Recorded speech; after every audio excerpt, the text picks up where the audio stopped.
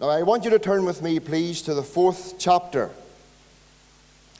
of the book of Esther this morning. The 4th chapter of the book of Esther. Now the fastest way to find the book of Esther is to open your Bible right in the middle, and you come to the book of Psalms, and if you work backwards, you come to the book of Job, and come back again, you'll come to the book of Esther. So we come to Esther chapter 4, and commencing to read from verse 1. Now the book of Esther chapter 4 and verse 1. When Mordecai perceived all that was done, Mordecai rent his clothes and put on sackcloth with ashes, and went out into the midst of the city and cried with a loud and a bitter cry, and came even before the king's gate, for none might enter into the king's gate clothed with sackcloth. And in every province, whithersoever the king's commandment and his decree came, there was great mourning among the Jews, and fasting and weeping and wailing, and many lay in sackcloth and ashes. So Esther's maids and her chamberlains came and told it her. Then was the queen exceedingly grieved, and she sent raiment to clothe Mordecai, and to take away his sackcloth from him. But he received it not. Then called Esther for Hatach, one of the king's chamberlains, whom he had appointed to attend upon her, and gave him a commandment to Mordecai to know what it was and why it was. So Hatach went forth to Mordecai unto the street of the city, which was before the king's gate. And Mordecai told him of all that had happened unto him, and of the sum of the money that Haman had promised to pay to the king's treasuries, for the Jews to destroy them. Also he gave him the copy of the writing of the decree that was given at Shushan to destroy them, to show it unto Esther, and to declare it unto her, and to charge her that she should go in unto the king to make supplication unto him, and to make request before him and for her people. And Hatach came and told Esther the words of Mordecai. Again Esther spake unto Hatach, and gave him commandment unto Mordecai. All the king's servants and the people of the king's provinces do know that whosoever, whether man or woman, shall come unto the king into the inner court, who is not called, there is one law of his to put him to death, except such to whom the king shall hold out the golden scepter, that he might live. But I have not been called to come in unto the king these 30 days. And they told to Mordecai Esther's words. Then Mordecai commanded to answer Esther, Think not with thyself that thou shalt escape in the king's house more than all the Jews.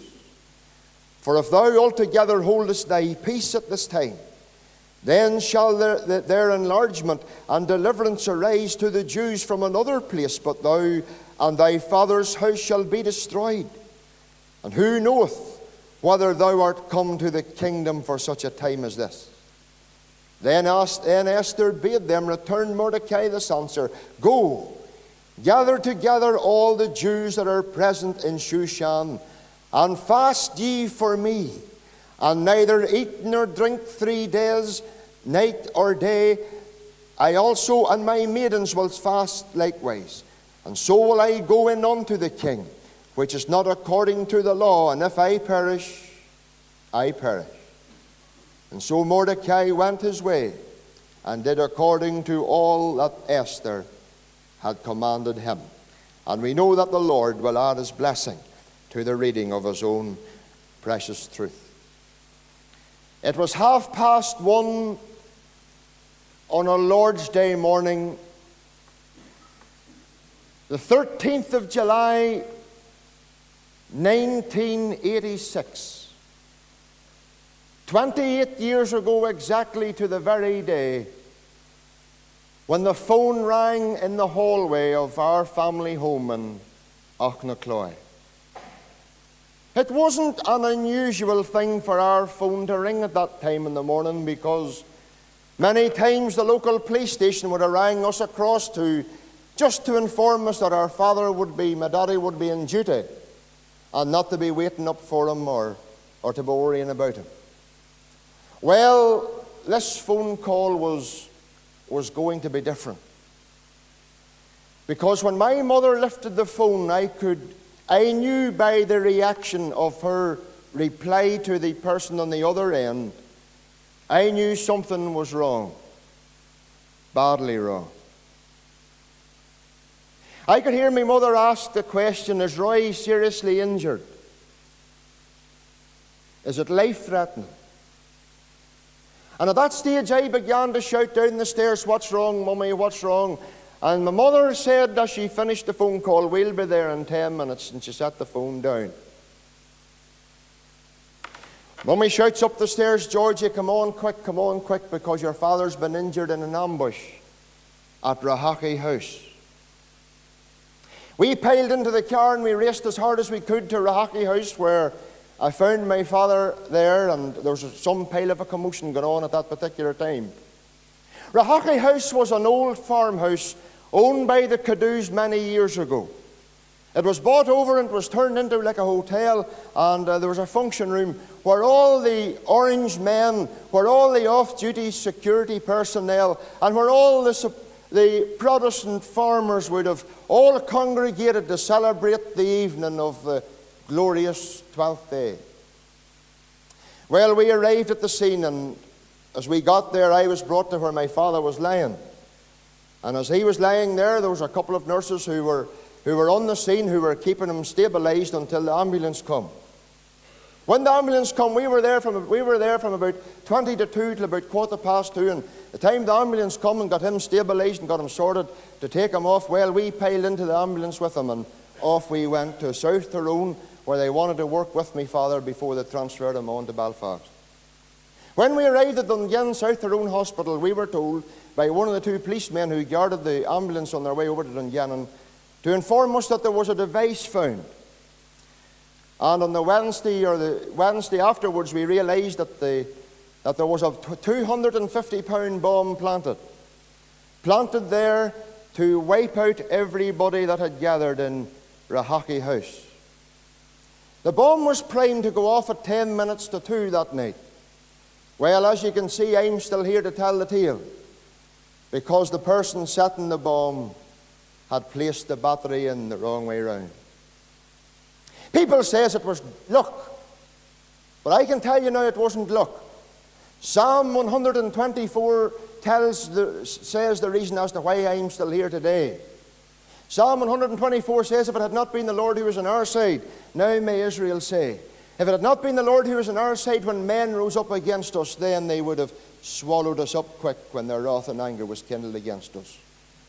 On the Tuesday evening at Musgrave Park Hospital, when two detectives were down questioning my father, they said, "Roy, you were just in the wrong place at the wrong time." But my daddy said something, I never forgot it. He says, "I wouldn't say we were in the wrong place at the wrong time.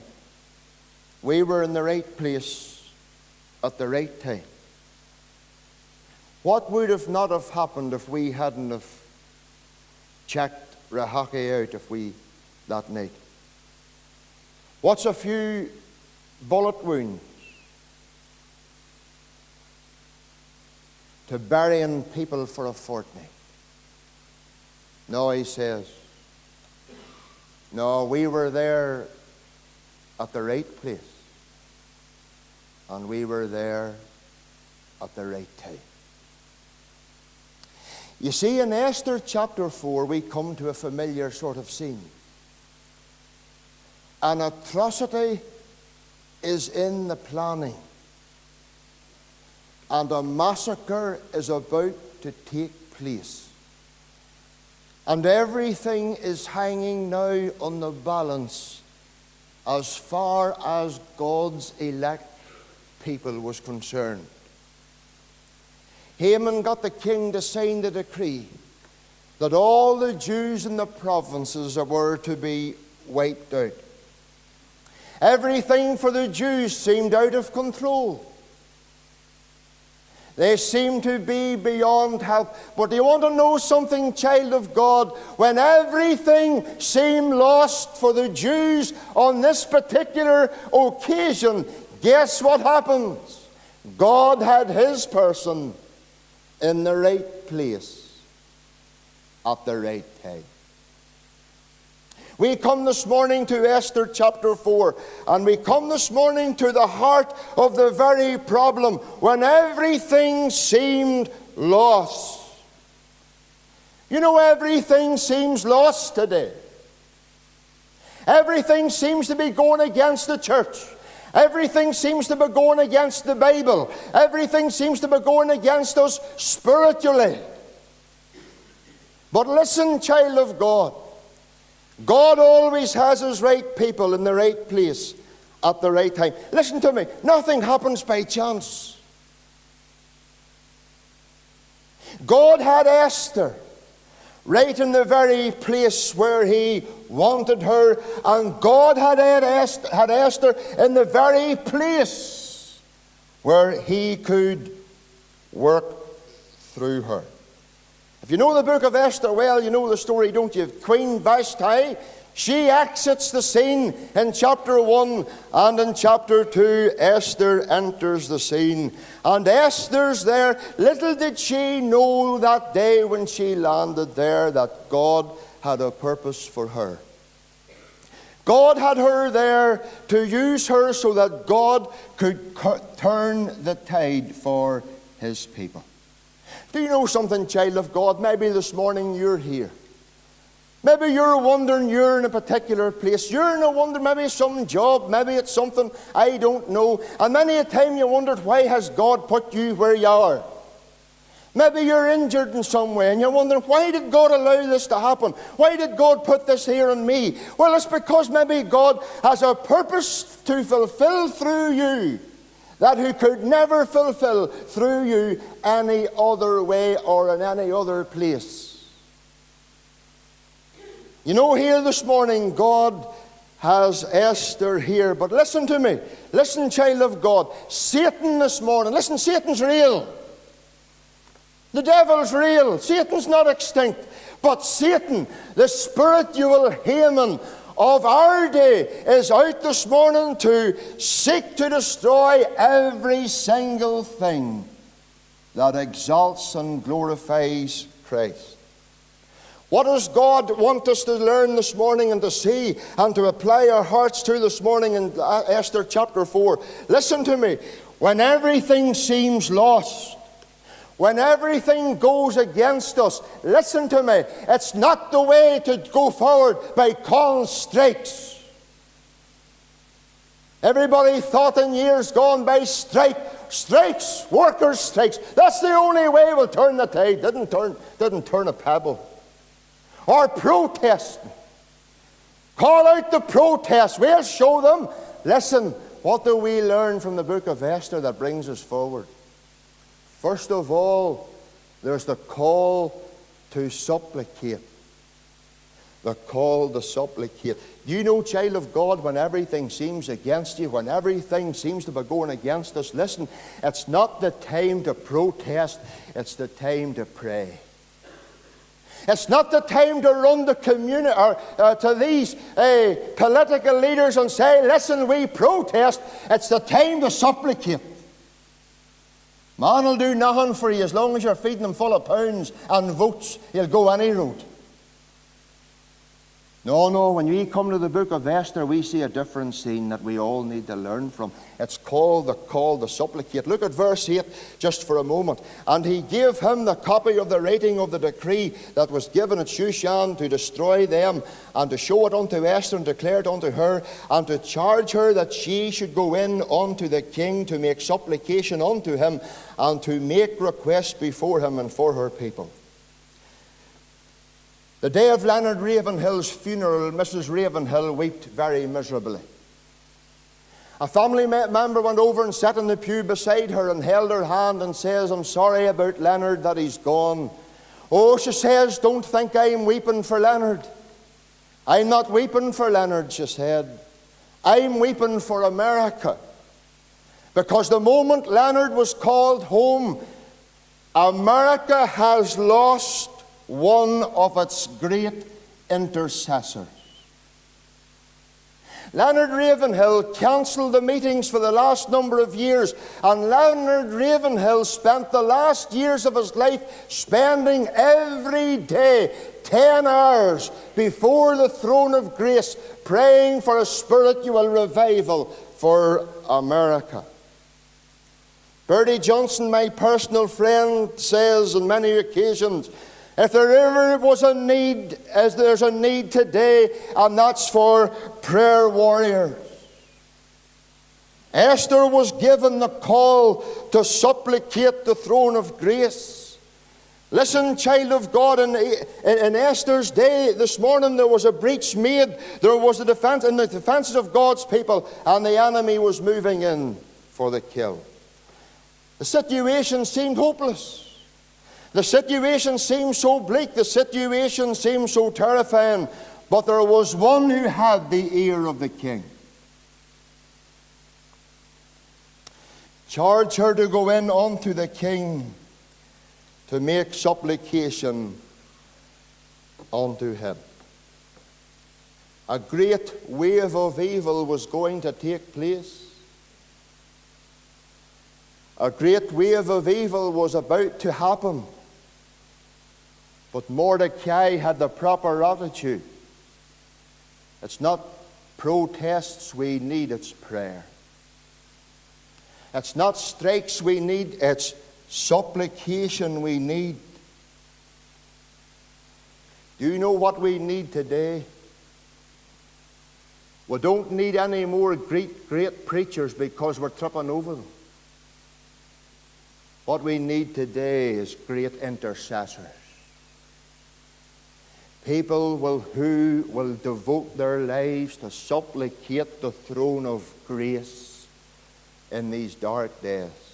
Days of spiritual declension means we need spiritual intervention. We don't need new things. Everybody says nowadays what we need the happy clappy services, we need this, we need that, we need the other thing. We need people to supplicate. We need people to pray. With many praying men, but where are the men of prayer? With many people, with many praying people, but where's the people who pray? Who seek God? Listen, child of God, if there ever is a need for this day, if there ever is a need for this generation, if there ever is a need for this moment in time, it's God's people to supplicate the throne of grace. Through the works of 4 men, James McQuilkin, Jeremiah Manili, Robert Kilkeel, John Wallace, these 4 men were moved to seek God in prayer. They were only new converts. These 4 men met in a schoolhouse in Kells, and on New Year's Day 1858 they saw their first convert. And faithfully these 4 men met there every week for prayer, supplicating the King of Kings, the Lord of Lords, supplicating the King of Heaven for God to move on their behalf and to turn the tide of spiritual declension. It wasn't holding missions. It wasn't holding great crusades. No, 4 men supplicating the throne of grace turned Ulster on its head. When God moved, and hundreds of thousands were gloriously saved all over the province. You know, friend, maybe there's somebody here this morning. Maybe you're a visitor. And God is calling someone, listen, seek my face for the cause. Listen, this is something you don't get in a Bible college. This is something God deals directly with. The call to supplicate was the need of Esther's moments, and listen to me, it's the need of today's moment. But notice there's the challenge for sacrifice, because in verse 11 we read, "And all the king's servants and the people of the king's provinces do know that whosoever, whether man or woman, shall come in to the king, into the inner court, who is not called, there is one law of him to put him to death, except such to whom the king shall hold out the golden scepter, that he may live. But I have not been called to come in unto the king these 30 days. You know what here? You know what Mordecai was seeking young Esther to do? He was asking her to lay her life on the line for her people. He was asking young Esther to lay her life on the line for the cause of her people. Mordecai was encouraging Esther to cast aside every concern she had for herself for the cause of her people.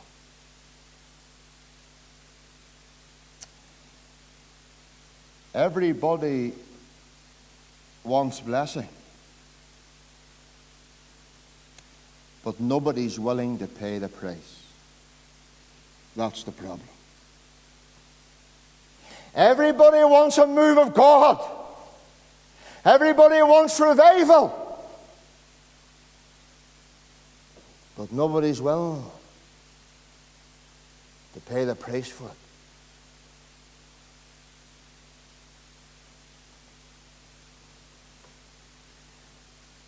You see, desperate moments. Now listen to me. Desperate moments demand desperate measures. I wonder, are you this morning, am I willing to lay our lives on the line for the cause of the gospel, for the cause of God?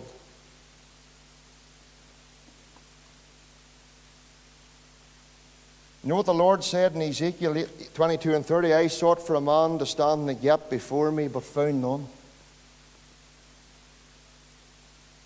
You know, God is looking out for men today and women today to stand in the gap for Him.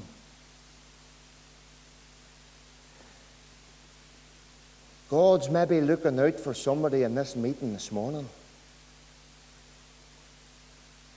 And maybe this morning you find yourself in a place, maybe in a position, and you can't understand as to why I'm here or what I'm doing.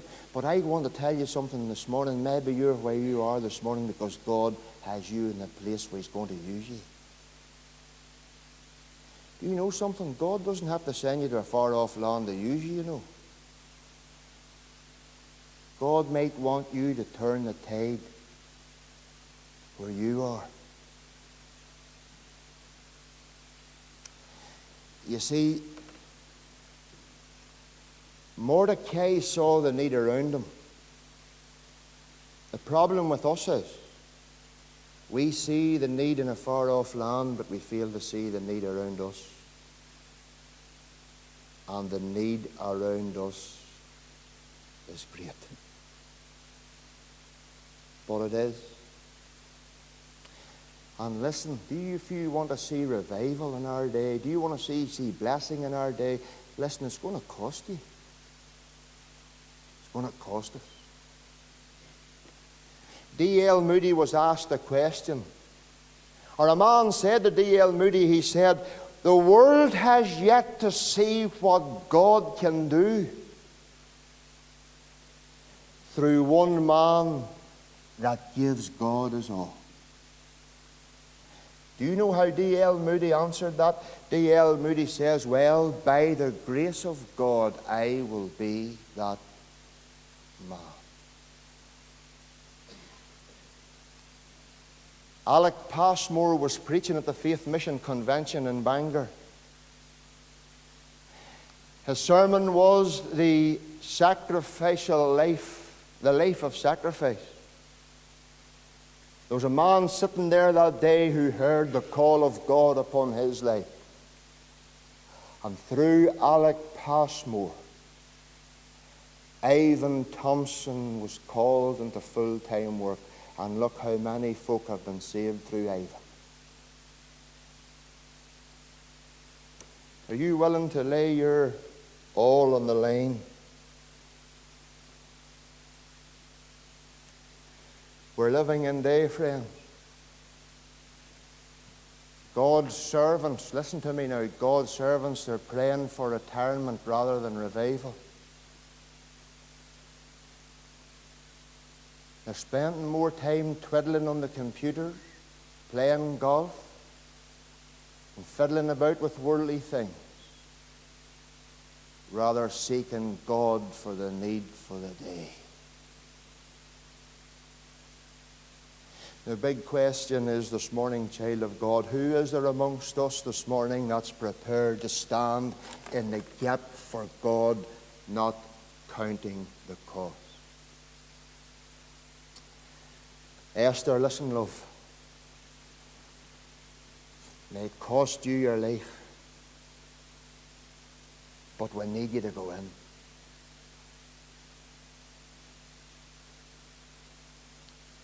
They call the sacrifice, but listen to the conditions at stake. I often think of the words of Esther chapter 8 and verse 6. Listen to, I'm going to read them to you now. Listen to what she says. How can I endure to see the evil that shall come unto my people? Or how can I endure to see the destruction of my kindred? Child of God, tell me, do you behold the conditions that are at stake this morning? What about your loved ones that are not saved? What about your loved ones that are still perishing this morning? Tell me this, do you see the conditions that are at stake concerning your loved ones? They're on the road to hell. And when was the last time you went to a prayer meeting to pray for them?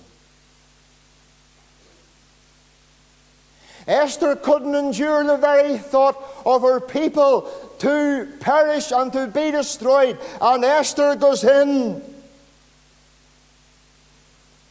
I'm telling you, friend, Esther puts the cost to the one side and she goes in for the sake of her people. Listen, child of God, if you want God to move this morning, you've got to make the sacrifice. All battles fought, all wars won, were won not without sacrifice, but with great sacrifice. Esther had to realize she had to get in soon. The time was running out for her. The enemy was in full flight. But Esther saw the conditions were too great to neglect going into the king. Child of God, as I finish this morning, now you listen to me. The devil knows this morning his time is running out. His time is short.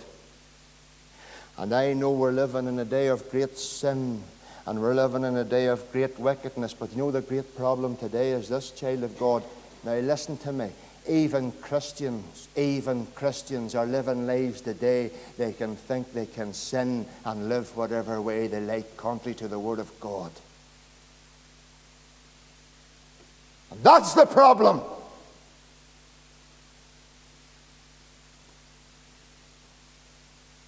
Christians who think they can sin and live whatever way they want.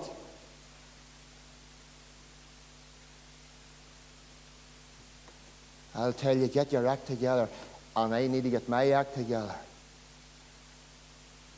How can we go in and supplicate the throne of grace if our hands and our hearts are stained with sin?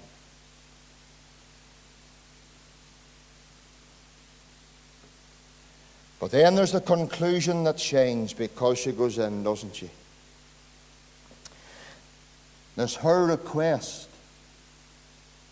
Fast for me as I go in. See, nowadays it's the day of feeding rather than fasting. Fast for me. Her response, so will I go unto the King, no matter how much it's going to cost me. Her result, she goes in spite of the cost, in spite of the threat. One wee Jewish girl stands in the gap, and through her God turns the tide. God delivers the people rather than see them destroyed, and bitterness became blessing. And child of God, listen to me. Esther shows the person in the right place at the right time. One of Ulster's, perhaps what could have been, greatest atrocities. One of perhaps maybe Ulster's greatest massacres that may have ever taken place in this province failed to take place because of 3 policemen who were at the right place at the right time.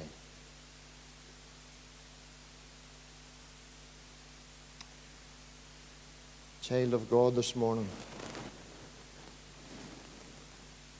search your heart as I have to search mine. Is there an Esther here today? And God wants you to stand in the gap for Him, to turn the tide of spiritual declension that's in this world today. Remember, if you want revival, you don't just pray for it. You pay for it. It demands sacrifice. And may we see a spiritual revival, a spiritual turning of the tide in our day because of someone perhaps who's here, who finds themselves in the right place and in the right time for God.